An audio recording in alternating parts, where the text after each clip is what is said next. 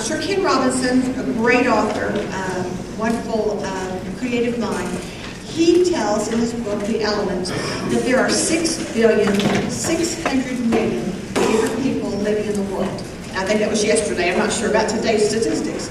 But he believes that we learn in 6,600,000,000 different ways. So we have roughly, 100 and some people here, 150, 125 people. So we might say that we learn in 125 or 150 different ways just in this room today. But we're going to focus on the learning styles test. So let's take a look, if we could, at the human brain. Okay. Uh-oh, that's not the right slide there. I seem to recognize that person. But let's think creatively out of the box and take a look at our learning styles test. So those of you that have your learning styles test, if you would take a look at those quickly, you will see across the top that we have the numbers 20, 30, yada, yada, yada. And we have a large 50% range. Some of you have information that's shaded on the left and on the right of that 50% margin. That means that you still show a strong preference for those particular choices that you have, whether it be lighting or structure or that you are a visual learner, but that shows up there. And so if you are in the 50% range or in the fringe range there, that shows that you're moderate, and in certain situations you might go one way, certain situations you might go the other. So you take a look at this. I was going to tell you that I have actually taken this test. And when you talk to me, people can start diagnosing, with my responses, the type of learner that I am. But I am so much in the 50% range because I've been a teacher for over 30 years.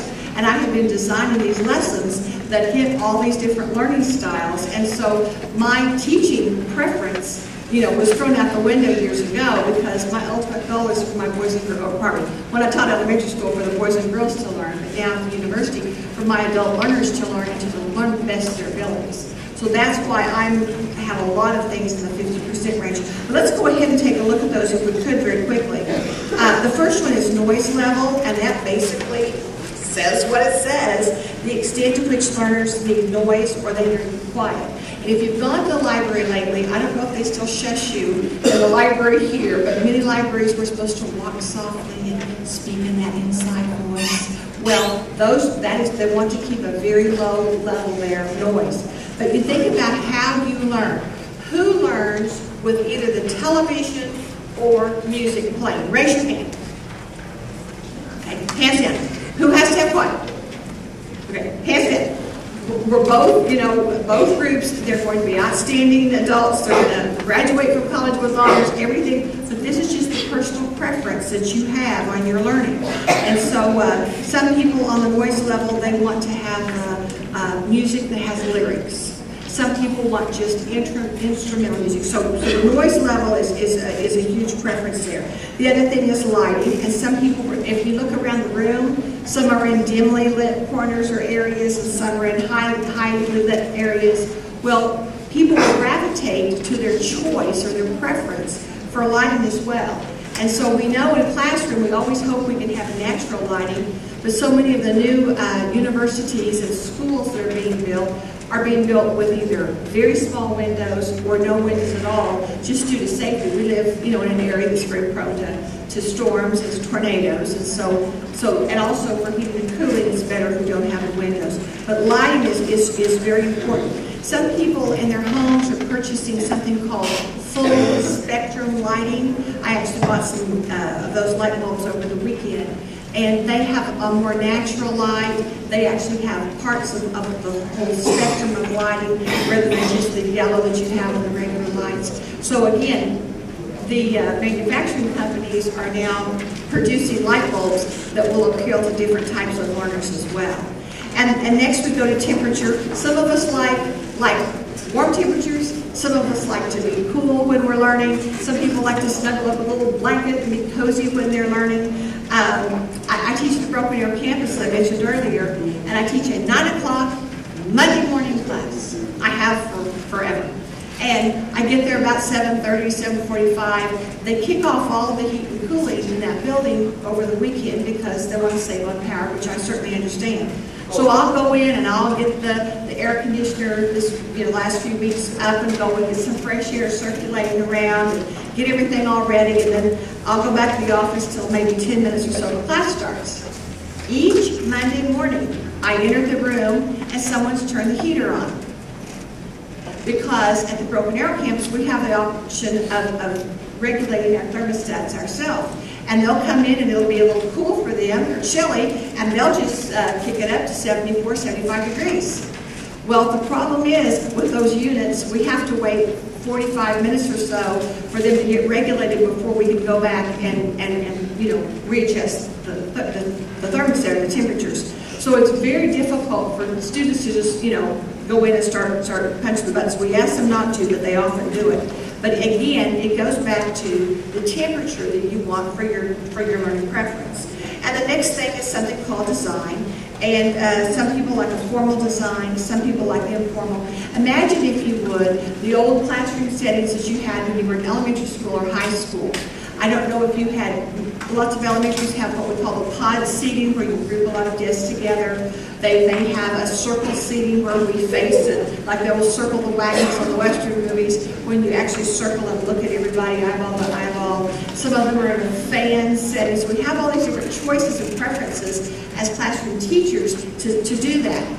But if you have the desk with a little arm that sticks out and you hope that you're right-handed, because they never have one for the left-handed student, those are hard to put in pods and quads, and those are hard to do. So basically at middle school and high school, they do a lot of what we call just the row seating. Well, some people really prefer that type of row seating. Other people prefer the very informal seating.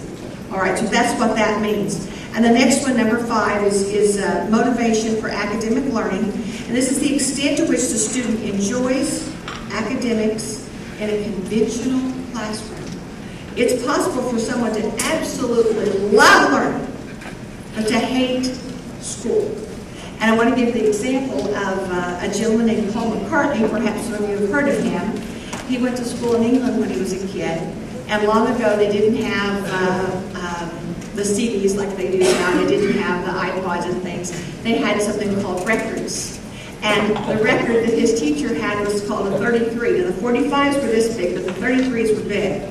And so the teacher would, and he tells us, it's hysterical, he tells that the teacher went in smoking a cigarette, which that already got a red flag for me, and he would put the needle, this arm and the needle on the record, and it would start to play. About 5 minutes before class was out, he would come back again and say, did you get it, did you like it, and all. But he was basically gone from class the whole time.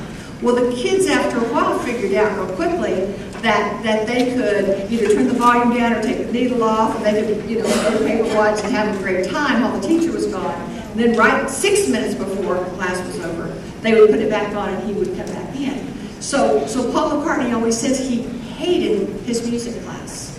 Now, he probably really liked school, but that particular class just didn't gel for him. And it's amazing to think that Paul McCartney, of all people, with his favorite Beatles and other things, would not like the music class. But that's the example there of your motivation for academic learning.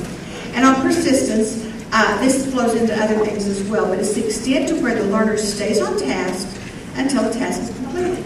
You get it done. Some of us get up, we stand up, we stretch, we maybe check our emails, maybe send a few texts, and go back to work again.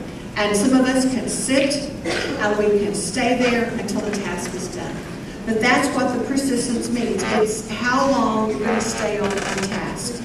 And going on to responsible for academic learning, this is the extent to which the learner does what he or she ought to do in an academic setting. Are you going to conform, or are you a nonconformist?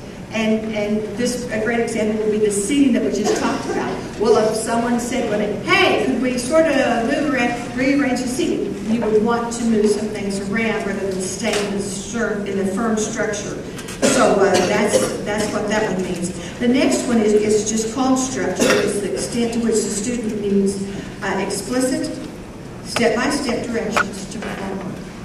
Now, if I were taking a chemistry class in the lab, I would probably want the teacher to stand right beside me because I would have a million questions. Or if I took a technology class, I would really need some help, and that's my structure. But some of us can just get the instructions and go off on our own and do it. So it's how much you need that. I gave an assignment to my students a couple of weeks ago, and they were to write a 3-paragraph essay. And the topic was, is there a silver bullet for classroom management? Is there one method or one theory that we can use as future teachers to reach every child in the classroom? Is there a silver bullet? And so there, how many? 3 paragraphs. First one was the introductory paragraph. The second one was where they make that stand and they tell exactly what they mean. And the third one is the conclusionary paragraph. And when I started grading them, some people had written 3 sentences instead of 3 paragraphs. Now, my instructions were very good, but they sort of glossed over, saw the 3, and then just wrote 3 sentences. So some of us need a lot of step-by-step information, and others don't. Going on to learning alone, and this, of course, is so self-explanatory. Some of us love to learn with others. We want to have a team. We want to be part of have a partner, and we want to be with a group. Sometimes we want to be with a whole group like you are today. Sometimes we just want to go off and get it done by ourselves. And so that's what that one means, is do you want to learn by yourself, or do you want to learn with others?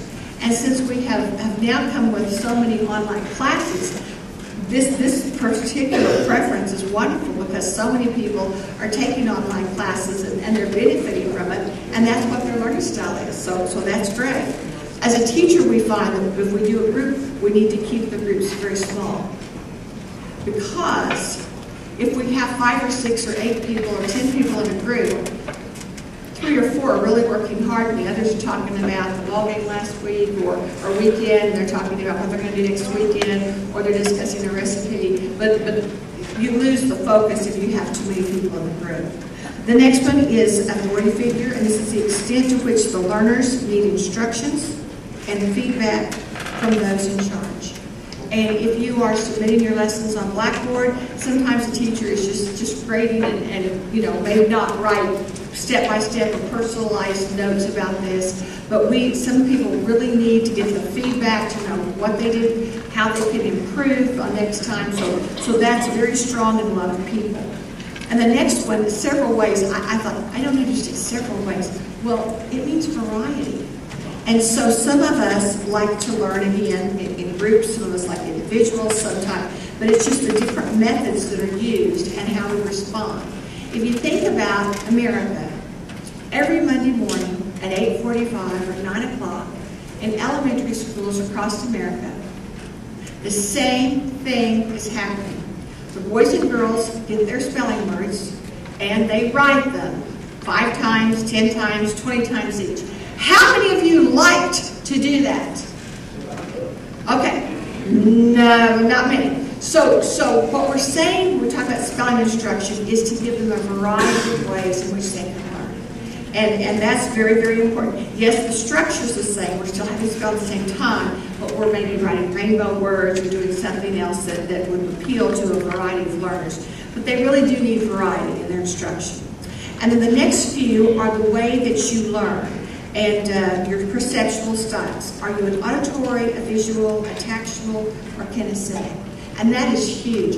What we're finding out in our Ferris book that we use in elementary education, if I can design a lesson that appeals to at least 2 of these 4 things we just mentioned, I can increase learning by as much as 80%. Now, I always say wow after that because that is just a wow. But if I can combine an activity or a lesson that would appeal to visual or tactual or kinesthetic or auditory or whatever, but if I combine it to hit 2 of those 4, I can increase student learning up to 80%. So that's amazing. So raise your hand and smile if you're an auditory learner. Okay, hands down. Raise 2 hands if you're visual. Hands down. I'm not going to ask you to raise your feet. Raise your right elbow if you're tactual. Good, got some tactual. Okay, hands in.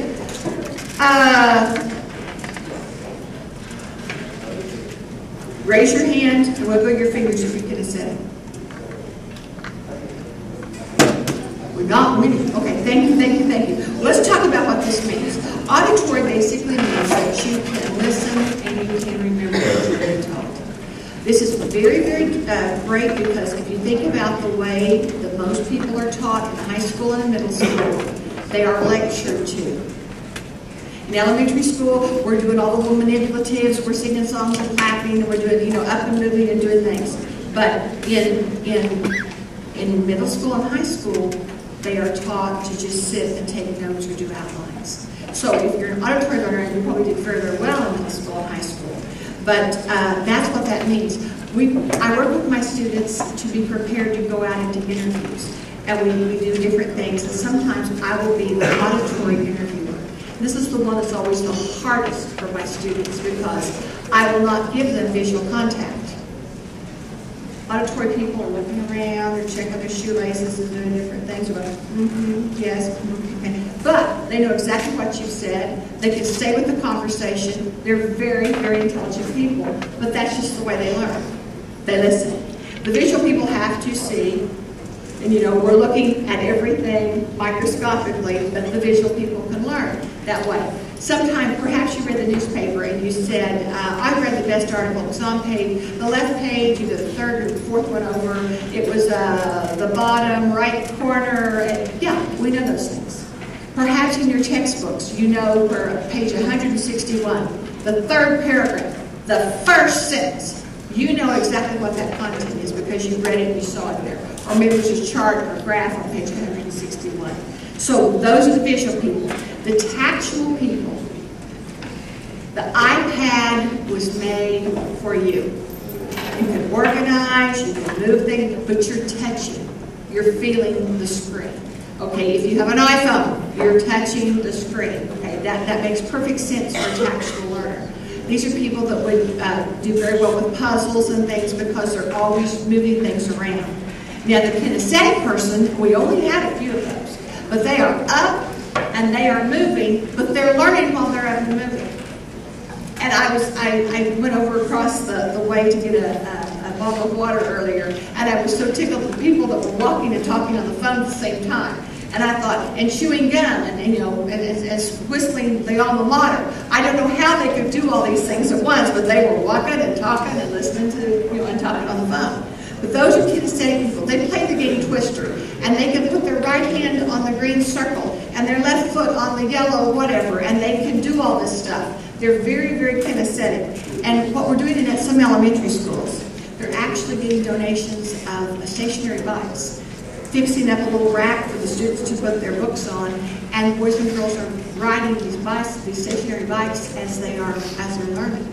So they need to move around in order to learn. So those are the four big biggies there, and we've already found out where you fall.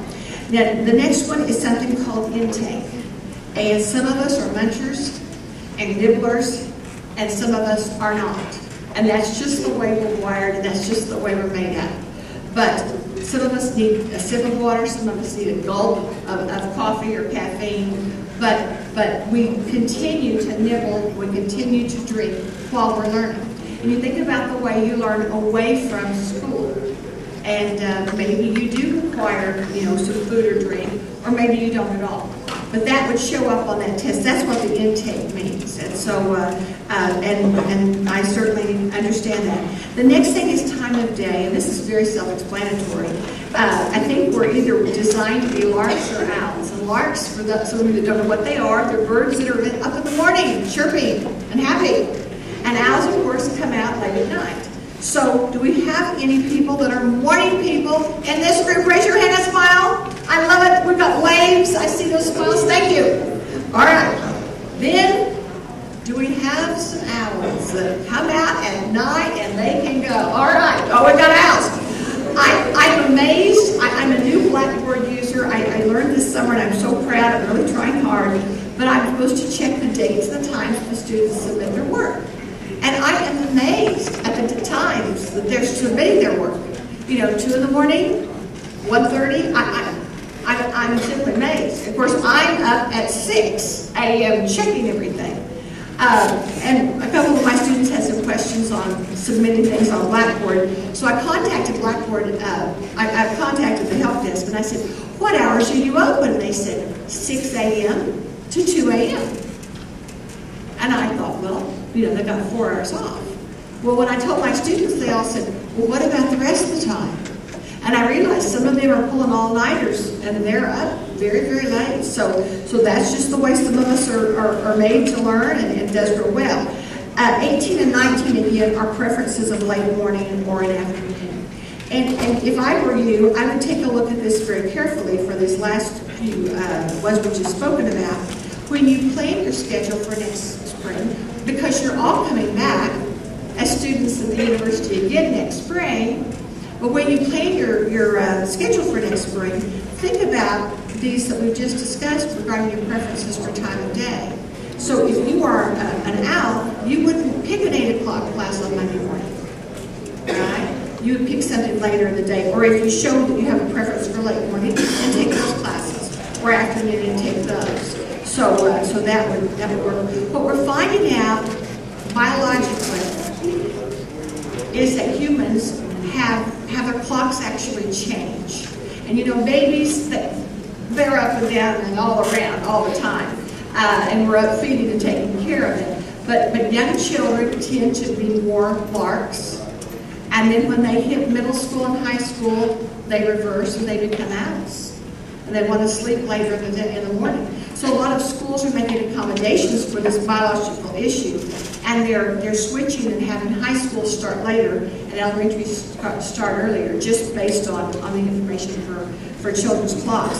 Then as we become adults and we go into senior citizenhood, they find that senior citizens start to develop some sleep problems and they start having sleep changes again. So those clocks are always changing.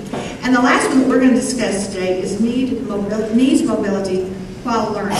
And some of us are fidgeters, and some of us are tappers, okay, and some of us just do, and some of us, I'm notorious for filling in the circles on the O's, the zeros on papers and things. Some of us sit still well, and some of us don't for long periods of time. And that's just the way we're made. And so it's an amazing thing. What I do in some of my classes, I actually have the pool noodles, the long styrofoam cylinders, and I cut them into 14, 18-inch pieces, and I give my students the option of the floor or their desk, and they will roll them back and forth with their foot or with their hand, because they just need to move around just a little bit. And then we have those push balls, and they'll just sort of pick one up now and then and move around, but they just need to just move just a little bit, so that helps with that. But again, going back to your sheets, when you take a look at yours, if you have a shaded area, that shows that you have a high preference for learning in those areas. And then if you're in the middle, again, it's moderate, you can go either way. But what I wanted to take a look at very quickly, there's an area that was not discussed on your lifestyles test, and that is what type of, we have like 2 basic groups. Are you global or are you analytical? And so we're going to take a look at that very quickly. And perhaps you'll see where you fall there. Analytical people, they see a puzzle, all the different pieces that are put out, and then they see it put together as a whole. That's the way they process information. And they like assignments that have very specific directions. They are very step by step by step. C comes after B, and they have it organized like that. And with tests, they need to have frequent tests. They like to have feedback from the teacher. That's very, very helpful for them. We have some audience participation very quickly. And I have a group of students that are going to tell me what analytical students say. Analyticals say things like this, and I think my analytical people are over there. Is that right? And we have practiced, and they are ready. So, analyticals say things like, number 1. Does spelling count? Should I use a pencil or a pen? Should I skip lines? Will this be on the test? When is this due? What comes first, second, third? Please check this before I hand it in. What are you really looking for? Okay, let's hear it for our participation. They did a great job. But these are questions that we hear all the time. And as a teacher, you work so hard. You give your teacher and you've done a super job. And then they say, the spelling pen? Should I use paper? Where do I put my heading? They ask all the things. What's with them? That is the way they are learning. That's the way they process. And so we need to be as patient and work with them as best we can. And they need a lot of things. Would you check over this before I hand it in? What? We do it all the time as teachers. Because boys and girls really, really need that feedback. So very, very interesting. I also have another slide about general characteristics of analytical learners. And of course, we mentioned step-by-step but they work very often alone. They don't like vague questions. They like very specific, very concrete questions. And the last one's important. They like outlines, which again is very linear and very sequential. Okay? So from analytical learners, we're going to move on, if we could, for just a second, to global learners. And global learners see, as I mentioned earlier, the whole puzzle. And then if you turn it over and break it apart, they see the parts, but they see the whole big picture. They know the purpose of why they're doing this. They've got it all taken care of. They love humor. They love stories. They enjoy discovery. And they draw meaning from pictures, from photos, and from symbols. So they really get this very, very well. We have some audience participation now for our global learners. And I know they work so hard, and I'm so proud of them. And so globals like to say things like, Why are we doing this? Not now, I'll do it later. I need a break. Oh, that's the problem right there. Why does it really matter? Let's start this project, and that one too. Why can't I slip around the book? I'll come back to this later. excellent. Let's have a hand for our global participants. Thank you all so much. Excellent job. Now I kept telling them, they could whine when they said that we didn't have any whiners, but I appreciate you all just did a great job. The next time you're in your professor's office, or the next time that you go in for student advisement, take a look at the individual's desk, because there's a key here. And the key is, don't touch the piles on my desk. And you see those people that have those magnificently well-organized desks, they're analytical people. And then you see the people that have piles on their desks, and there's piles on the chairs, and then there's piles maybe on the bookshelf, and there's piles on the floor. Those are global learners and global thinkers, okay? But yes, and does it really matter that they're going to ask those questions? Global people love to skip around in the book. When I taught 5th grade science for several years, I'd give the boys and girls 3 choices, and we'd vote on which 3 chapters they wanted to study that particular 9 weeks. And they'd say, why don't we start with number 1? That's what the analytical people would say. I said, oh, we can pick anything. And it was so hard for some of the students. Well, that's because they were analytical. So the global learners still did a great job. And here's some characteristics of global learners. And again, this is very self-explanatory, except the last one. And it says that they prefer summaries. Remember earlier we talked about analyticals and how they prefer outlines, which would be very linear and sequential. So just big picture, just summary, and we'll move on. So that's the way the global learners process, and that's the way they learn. Now, you'll hear a lot of information about the left and right brain, and here's a visual to help you with that. And again, this information is very, very self-explanatory. The left brain is the analytical brain, and the right brain is the global brain. And you see there the way things work out. I've got another diagram, and I love this one. And again, it shows both pictures and words to help you out. But you see there on the left side the structure of the tables and the charts and the math problems and very, very structured. This one is one of my favorites. And it just shows it very compartmentalized, very structured. You see the left side of the brain, everyone is on task, they're working hard. And on the right side of the brain, boy, we're flying kites and playing with butterflies and doing all kinds of things. And so that is the way that you have makeup of your students. Now, before I go to the next slide, I want you to look very carefully at it. All right? I'm not going to say anything. I just want you to look at the slide.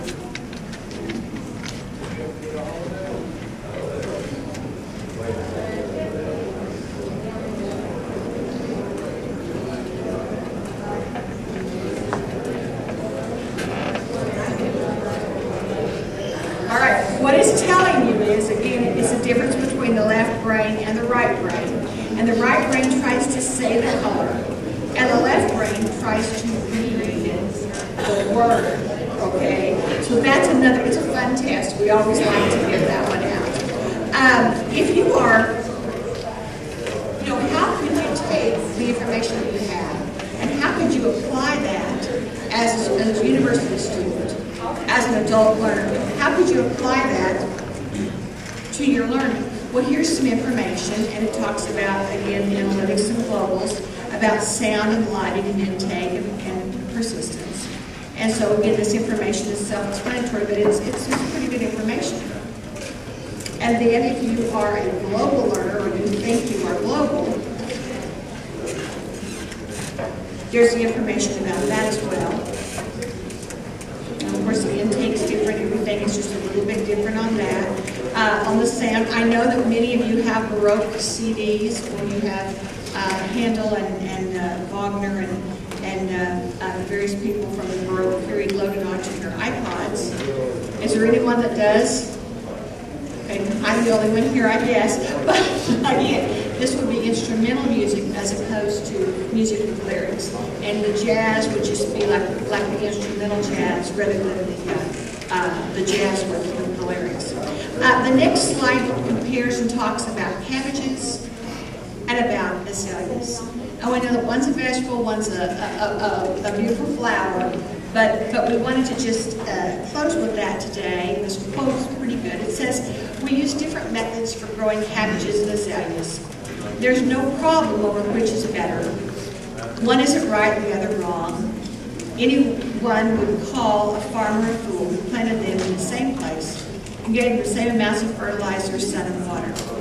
We value each, and knowing that they will not thrive unless their needs are met, we respect their different natures and accept their special requirements. When we respect the differences we know exist in people, and when we value the contributions to be gained by those differences, we shall provide for their nurture and their cultivation." I'd like to add that as a classroom teacher, you would also be able to provide the best type of learning for them. So we'll go ahead and close with that today. But I wanted to tell you, again, I mentioned that I have juniors and seniors that I teach at the elementary education program. I was so excited when I went to an international conference. I thought, oh, this would be terrific. I'm going to ask my students by the third week to bring me a photocopy of their learning styles test, because all of our students took it, and I know that they did, and they all got their results back. And so I was so excited. I learned how to send an email on Blackboard. I was so excited about this, and I emailed them all. I said, "We are goal by the third week." And I was cleaning my office, and I lost track of time, and an hour or so had gone by, and I looked, and I had 14 emails. And I realized that I had to respond, to each one of those. I'm learning on Blackboard. And they basically said that the dog ate their learning styles test, or the toddler flushed it down the toilet, or that the professor never gave it to them. And so here I have almost 100 students this semester. And I have maybe 3 or 4 that were able to hold on to and locate their learning styles test. Now, I cannot tell you the value as a professor on what this would have been. Would I have liked to have had the first week? Yes. But I gave them 3 weeks to bring those in. Of course, it never happened. But what I'd like to ask you to do is to scan this in, and I know that you're in the digital age. You guys can scan marvelously. I would need assistance, step-by-step instructions. But scan this in. You can keep it here at the campus on the S drive, the student drive, or keep it on a flash drive, or back it up on another one. But keep this information, because one of these days, one of your professors is going to say, "I would love to have a copy of your learning style test. I would love to know how I can be the best teacher possible for you. I'd love to know how you learn." I mean, this is unlocking a huge key. Door. This is amazing. And I'm sure that when that happens, you're going to have it instantly, and you'll be able to give it to them. So please don't make a paper airplane and throw this out the bus window on the way home. Save this and go over it. And I'm sure they're going to be going over it in classes as well. But down the road, when you're a sophomore, junior, and senior, there's going to be professors that will be asking for this. And so please be responsive. Don't tell them that you never got it, and don't tell them that you're drawing. but be responsible and have it. I cannot thank you enough for this great opportunity. I always love to come to Talent Law, and you've been such a wonderful audience. I want to wish you a wonderful remainder. Today marks the 4th week. We are officially 1/4 through the semester right now. We have 3/4 to go, and we've got a lot to do in 3/4 of the semester. So I want to wish you a wonderful remainder into your semester, and thank you very much.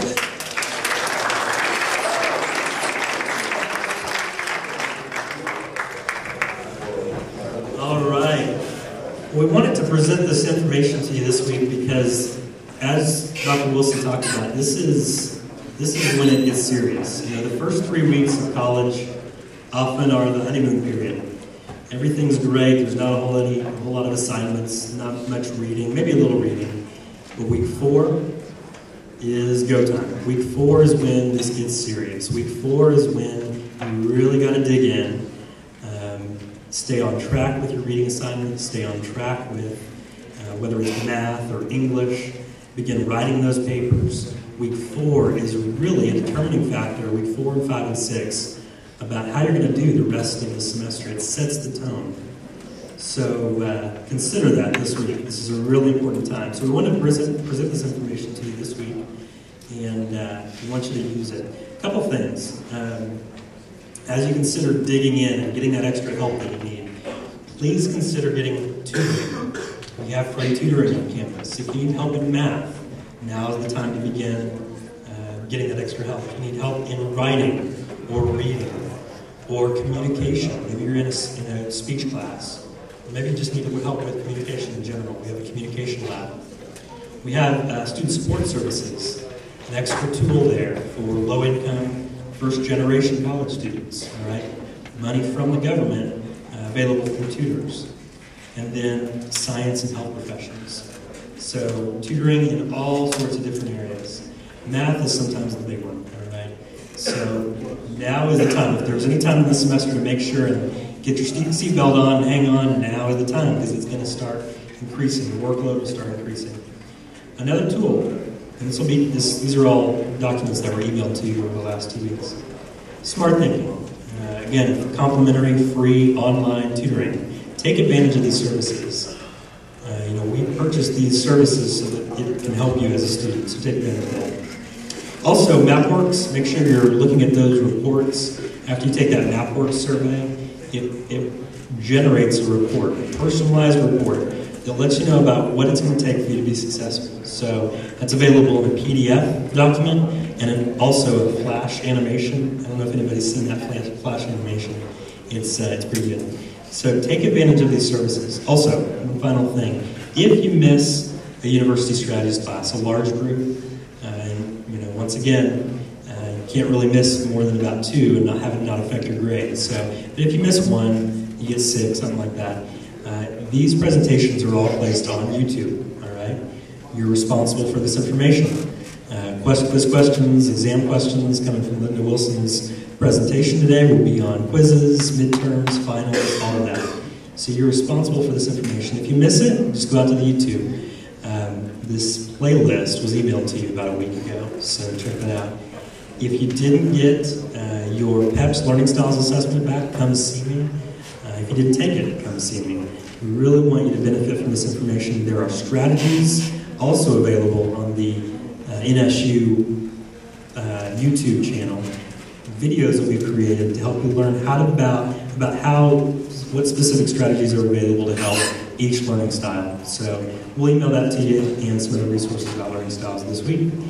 If you need anything, have any questions, let us know. Have a great week. Thank you.